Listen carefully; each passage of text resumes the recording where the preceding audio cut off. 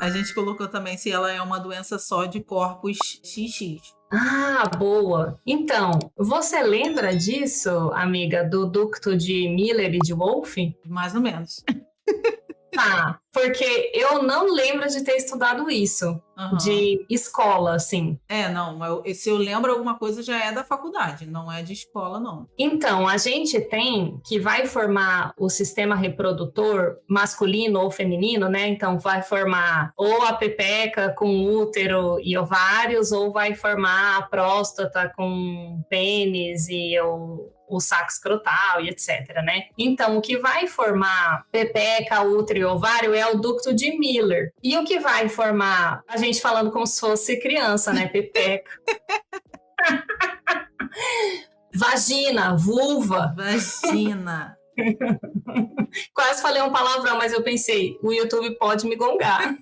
E aí, o que forma o sistema reprodutor masculino é o ducto de Wolff. Então, a gente tem o de Miller e o de Wolff. E nós nascemos com ambos. Conforme o desenvolvimento vai acontecendo, de uma pessoa XX, por exemplo, aí vai o ducto de Miller se reproduzir e o de Wolff vai suprimir. E o oposto também é verdadeiro. Então, numa pessoa XY, o de Miller vai suprimir e o de Wolff vai se desenvolver. E aí, o que acontece? Como uma pessoa XY nasceu com o ducto de Miller também, e esse ducto de Miller é o da genética da endometriose, mesmo que ele tenha sido suprimido, ele pode deixar umas células espalhadas. Nossa. E por que a gente imagina que a teoria embrionária é a que faz mais sentido? Porque já foi encontrada endometriose em corpos XY. E também já foi encontrada endometriose em bebês. Então não é exclusividade de corpos XX, gente. Doideira, né? E por isso que a teoria da menstruação retrógrada, amiga, fica meio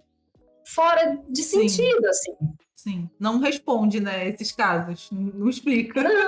Não explica. E aí a gente colocou aqui de condições fisiológicas específicas. Inflamação, estresse oxidativo, vamos falando aos poucos. Olha só, a inflamação, a gente até comentou já um pouquinho, né? São alguns motivos. Um dos motivos é o fato do tecido estar fora, né? Então, não é um tecido ali dentro do útero bonitinho, ele tá fora, então o corpo vai entender, poxa, eu preciso atacar esse tecido, eu tenho um corpo estranho aqui. E o tecido não some de lá, gente, porque além de não sumir, ele se reproduz, ele vai aumentando com o tempo. Então, esse é um dos motivos que causa inflamação. Outro motivo que a gente tem inflamação sendo desencadeada na endometriose. No período menstrual, em que você tem a descamação do endométrio, em que a gente sangra e etc., essas células todas dentro da cavidade abdominal também sangram. Aí que o sistema imunológico fala, meu Deus, um sangramento na bexiga, aí de repente no apêndice também, e de repente fora do útero também. E aí, quando vê sangue, eles vão mandar coisa para coagular e para cicatrizar. Aí, o que começa a acontecer? Isso é um outro estímulo inflamatório. E aí, você fica a todo período, 28 dias, 30 dias, a cada 32 dias, a depender da duração de cada ciclo, né? Você vai ter essa repetição. E aí fica, inflama, cicatriza, inflama, cicatriza, inflama, cicatriza. Aí, Luna, você que fez medicina por um tempo...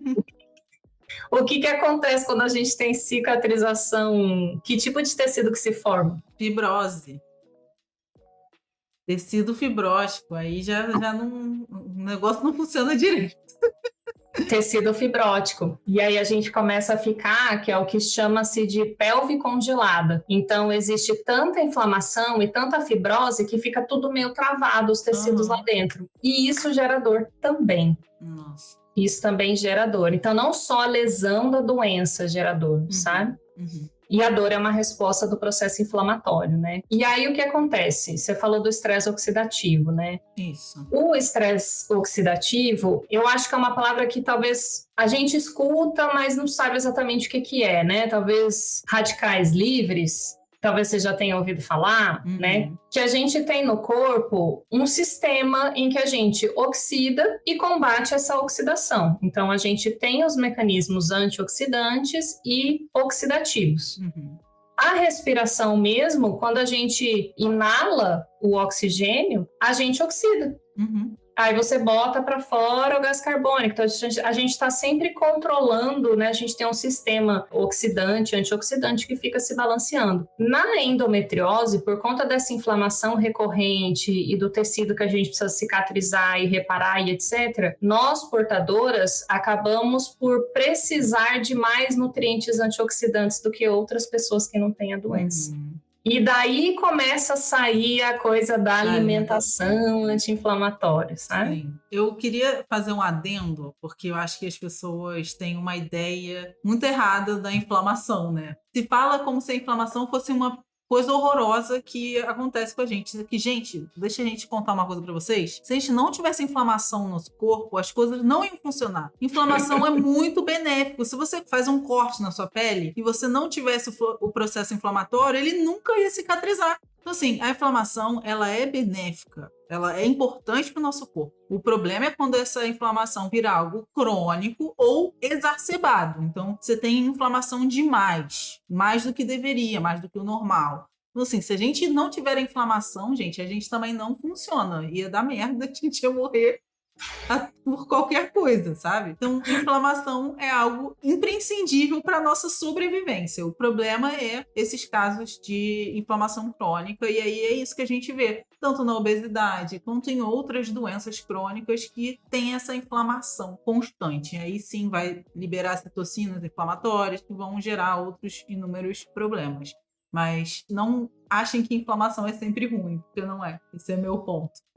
Não, excelente ponto. É exatamente como os antioxidantes que eu estava explicando. Isso. A gente se balanceia. Aí o problema é que a endometriose é essa inflamação que ela está acontecendo todos os dias e ela piora no período menstrual. O Micael botou aqui no chat, motivo da morte, topou o dedinho na quina da porta. Se a gente não tivesse inflamação, seria assim mesmo.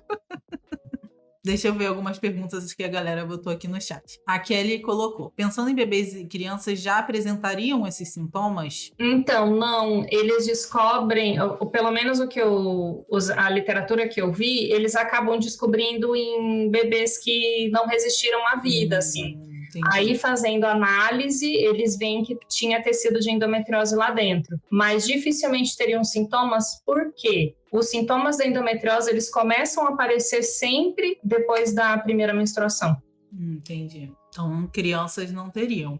É. O Rafa perguntou se a endometriose tem o mesmo mecanismo do câncer. Só que não é a mesma coisa, né? Não é, mas tem gente que gosta de usar esse paralelo porque acaba que se comporta de uma maneira um pouco parecida. Que é um tecido de outro órgão em outro órgão. É como se fosse uma metástase. Sim. Quando você estava explicando, eu pensei nesse paralelo também. Se a gente for pensar em alguns tipos de câncer, né? Que, por exemplo, tem células de cabelo. E aí você vê o tumor com cabelo, você vê um tumor com, sabe? É exatamente por isso, porque tem células que não deviam estar ali naquele local e estão. Então, se a gente pegar esse paralelo, realmente tem alguma semelhança, né? Sim, tem semelhança, mas realmente não é. Tecnicamente, não é um câncer. Assim como ela tem semelhança com uma doença autoimune, mas não é autoimune. Também colocaram aqui, essa questão inflamatória é relevante demais psicologicamente. Já atendi uma pessoa que, por conta da dor crônica, apresentava déficits cognitivos e alterações emocionais enormes em períodos de crise. Perfeito. Isso é bem comum e essa inflamação que a gente está conversando, que é exacerbada, né? Ela também vai se refletir numa neuroinflamação. E que vai sim afetar tanto pela dor crônica como a neuroinflamação no tecido cerebral também dificulta a produção adequada e o funcionamento, a varredura antioxidante do cérebro. Então, sim, existem vários sintomas psicológicos que estão relacionados. Você trouxe um ponto muito importante. Tem uma psicóloga que fala bastante sobre isso, a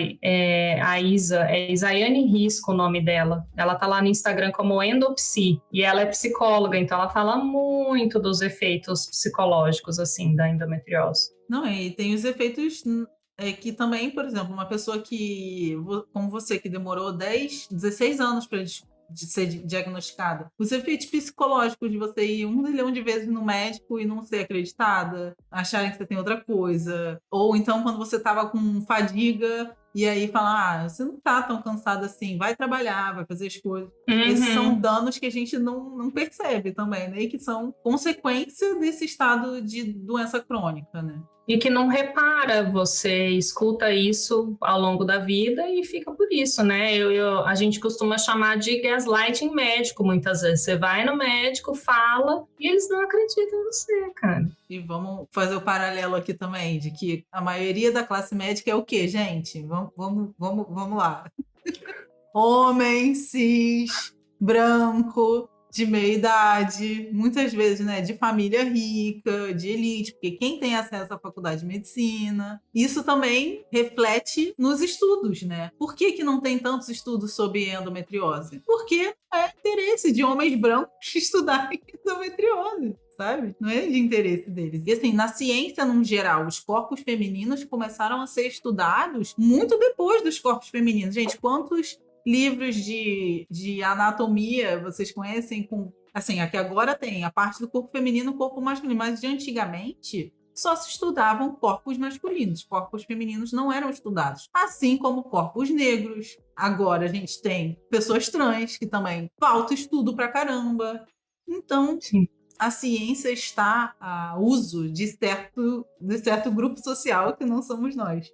Não, e uma coisa que eu fiquei pensando também, né, Lu, em relação às pessoas trans que fazem a hormonização, porque não são todas que fazem a hormonização. Uhum. Então, você pode pegar uma pessoa de sexo biológico masculino, que tem o tecido de endometriose, mas que não se manifestava por uma predominância de testosterona. Se começa a tomar o hormônio estrogênico, pode manifestar e a gente precisa estar atento a esses sintomas. A classe médica precisa se habilitar em lidar com os corpos trans, sabe? Sim, com certeza. E a gente viu agora, inclusive, uma resolução super transfóbica do CFM, né? Então, como lidar com uma classe médica transfóbica se o próprio CRM é transfóbico, né?